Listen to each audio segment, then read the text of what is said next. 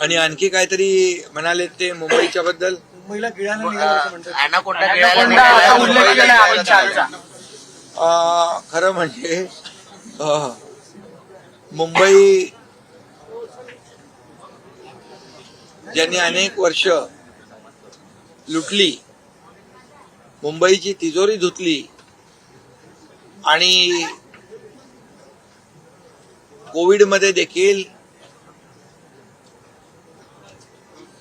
रुग्णांच्या तोंडची खिचडी गिळली,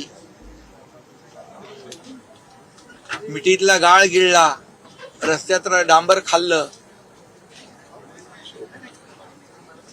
dead body bag मध्ये पैसे खाल्ले, खोटी कोविड सेंटर उभी करून मड्याच्या टाळूवरचं लोणी खाल्लं. अशा लोकांनी अमित शहा साहेबांवर बोलणं ही मोठी शोकांतिका आहे. आणि म्हणून मला वाटतं कुठंतरी बॅलन्स गेलेला दिसतोय आणि असंबंध म्हणजे संबंध नसलेल्या गोष्टी बोलू लागलेल्या आहेत.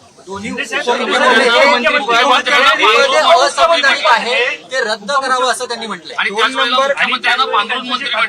एक नंबर 2 नंबर हे जे काही चाललं होतं त्यावरून त्यांनी टीका केलेली आहे की 2 नंबर पदाला काही महत्व नाहीये. 2 नंबरने झालेल्या विधानसभेच्या निवडणुकीमध्ये त्यांना शेवटच्या नंबरला बसवलेला आहे आणि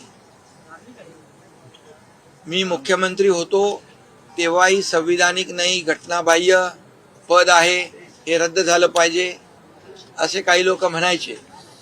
आता मी उपमुख्यमंत्री आहे आणि घटनाबाह्य हा शब्द त्यांच्या आवडीचा दिसतोय. कारण बाबासाहेबांच्या संविधानाला, घटना त्यांना मान्य नाही असं वाटतंय आणि म्हणून नेहमी घटनाबाह्य हा त्यांचा टाव फोडत असतात. त्यांनी याचा अभ्यास करायला पाहिजे होता.